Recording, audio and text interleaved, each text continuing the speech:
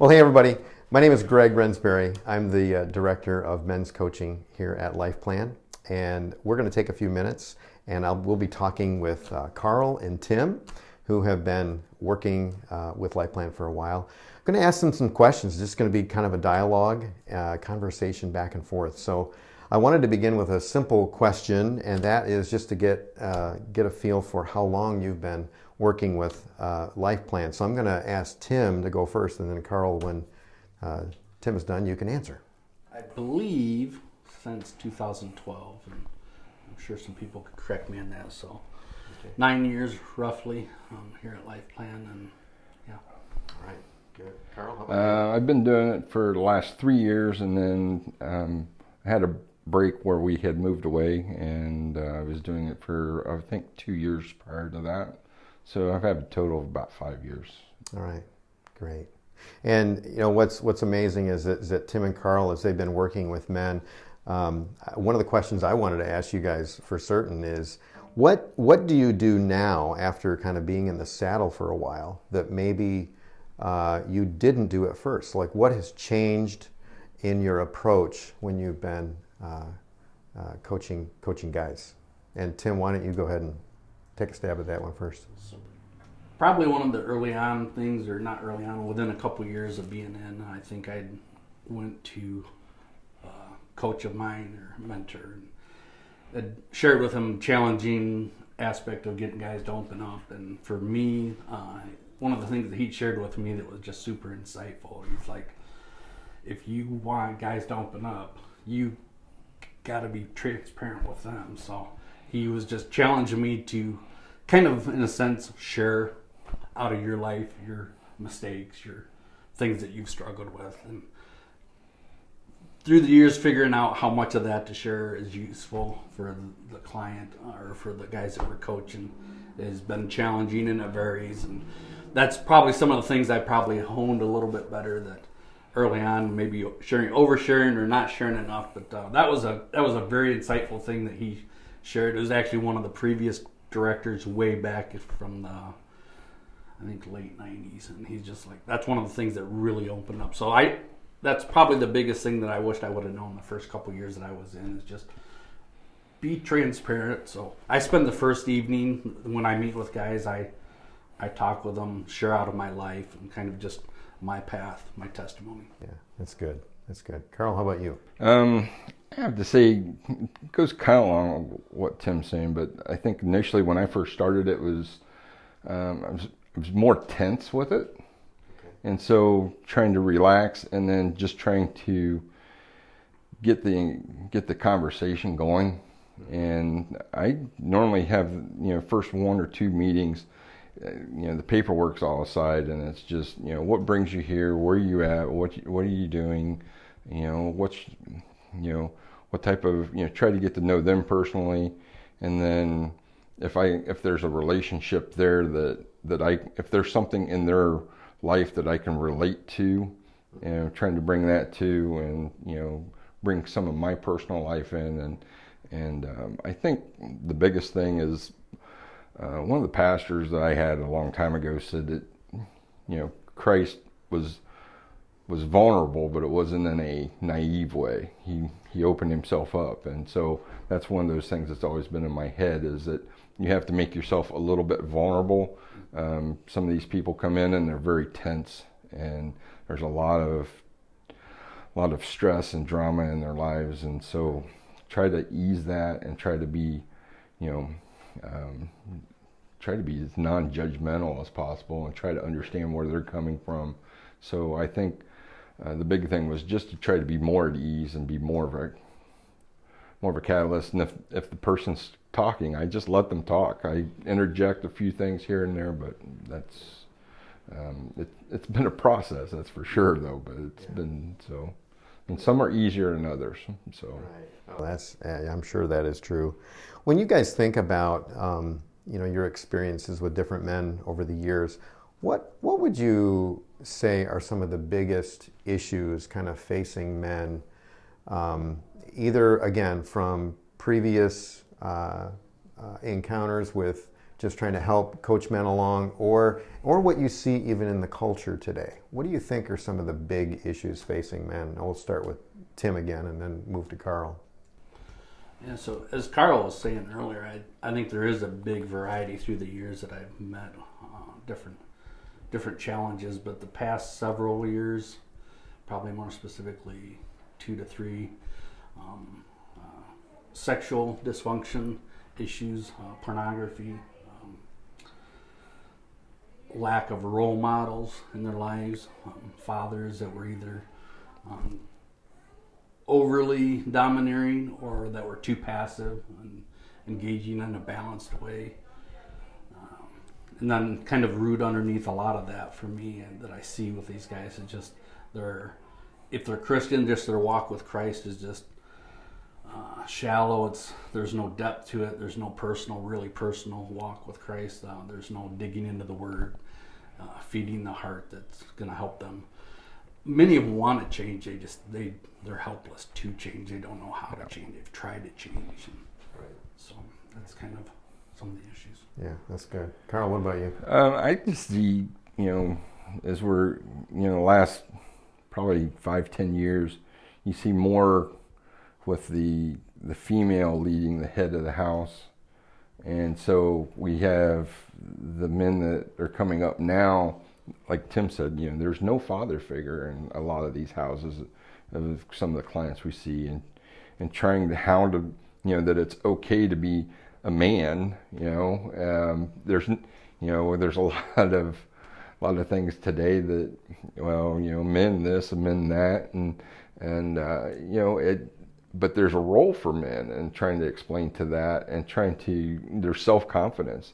Sometimes, I have, again, a variety of clients, but sometimes their self-confidence, and they'd be very self-confident in one area, but when it comes to being at home or doing something else, they have a very low self-esteem as far as that goes, or very low thinking of how they're going to be able to do that. So that's probably the biggest thing I see right now with the clients that I've had in the last few years. So. All right.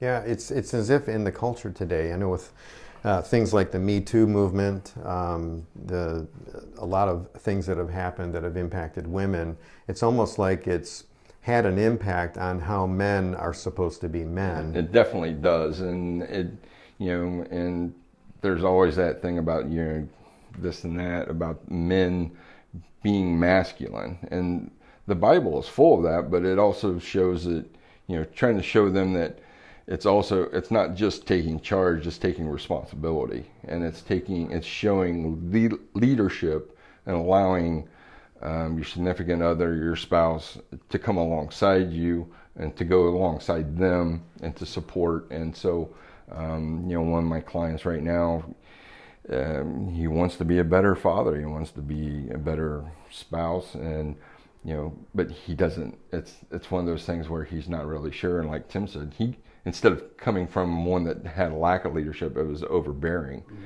And so trying to figure out how to find that medium point where the love takes over, and he, trying to also try to encourage that in relationship with Christ as well. And we have some that don't have a relationship. Yeah, there's a lot of confusion, like kind of with what you said, the Me Too movement. The guys don't have great role models in their lives, and they really, for me, as Carl's even talking, I'm thinking of Ephesians 5, where it's talking about the husband loving the wife and loving his family, and they don't have the role model of Christ, that is that strong leader, but he was sacrificial. He's sacrificial, and that's the thing. Fortunately, I grew up with a father that was very, we weren't Christians until I was a teenager, but my father was that very hands-on. He worked a lot. He had to make ends meet, but he was there, and he respected what my mom did, and my mom respected what he did. But today, that respect sometimes is not there, and trying to develop that dependency upon each other. So I think that's a big thing right now too, is to try to, because one of the things I try to encourage them is, everybody's focusing on the baby, but what about your relationship between you and your significant other? And, that has to develop as well. It's not all just based upon that. So. That's right. Good. That's great. Well, I was I think we touched on this one, but when you are working with a particular guy, no matter what the age, whether he's in his teens or 20s or 30s or older, what have you found to be some of the best ways to just engage with them? I know, Tim, you've already kind of hit on that with the concept of just kind of be transparent. Do you think there are things beyond that could be important, that best ways to kind of engage with guys? I mean, guys are a unique breed created by God, obviously. But how would you answer that? Some of the things I do after kind of just initials, I'm digging into their lives, asking them what are their hobbies, trying to find commonality. That doesn't always happen, but occasionally it's there. It's a cool, easy way to connect with guys pretty quickly. You've got similar hobbies, similar likes, and sometimes even their hobbies aren't quite my hobbies and likes, but I can kind of get into them and ask questions about them. Guys like to talk about their hobbies or the things that they're into. So coming back to kind of what we had mentioned earlier, another thing is learning how to ask those good questions that are just get the guy to open up. You get two different types of guys. One guy wants to talk a lot, and you don't need to ask him questions. You just say hi, and then he's off. And you can get this young man that's kind of a clam and doesn't know how to communicate and doesn't know that he has all these emotions that he needs to talk about. Right. And that takes two different approaches. Once you get that guy, like we said, you get that guy that you just say hello and then he just starts rattling on. But then you get the other guy that you have to probe, and you have to, and that can be taxing, because sometimes it's like, well, where are we going? What do we need to do? I just try to find something common, or at least ask them. Maybe they've mentioned something about their family or their grandmother or grandfather or something that they did, and so just ask them about that. And normally when you do that, then whether they went fishing or went to a car show or went to a reunion or something, just ask them, how'd that go, or how'd you like that, or was there anything neat that you saw there? And normally that'll typically get the ball rolling. So and just to take an interest in, I think just to take an interest in their life, because a lot of these guys come in and nobody wants to take an interest in their life, because the focus is not on them. The focus is, on either the spouse, the significant other, or the baby or something, and so then they're working, and a lot of them are, and so just taking an interest in them is the big thing. Good. That's good. Well, kind of a last question I'm thinking about is, when you've spent time with a guy, and they are literally walking out the door, okay, they're walking back to their car or whatever their mode of transportation, what is your greatest hope that they are maybe thinking and feeling as they leave a time spent with you in a session? So Tim, I'm going to tackle that one first. Usually my prayer is, I sometimes will pray it with them, but if not with them as they have gone, is that the connection that we made, the relationship, has pushed them towards Christ. Yeah. Because so many of the things that they're dealing with are surface fruit issues. The root really is their relationship with Christ is lacking, or they need to draw closer to Him. They need the Spirit in their life. They need the power of the Spirit. Yeah. Good. That's great. And normally when we're at the table downstairs, before we start seeing clients, we'll pray. And one of the one thing that, I find myself before I step out is, I say, God, I'm just a tool. I don't know what to, I said, I could say, I can do this, but it's not the truth. It's Him. But my one prayer is always that I can speak some truth into that person's life. And there's been times when, I've been able to do that and it doesn't take hold. And then there's been 1 or 2 times where I've been able to do that and it just seems like it lights. And when that happens, I found that I could speak the truth sometimes I remember one time I was very tired and I asked God beforehand, I said, just give me some one-on-one time with this guy because this guy needs something. And something happened. It was just one-on-one. It was me and him. We were doing a couples session and she had to leave with the baby. And I just had just a couple minutes and I spoke some truth and I said, you really need to look at your relationship with Christ. And I was tired and I was direct and it was just, it changed. It caused some changes. So. Well, I want to thank Tim and Carl for just their sharing.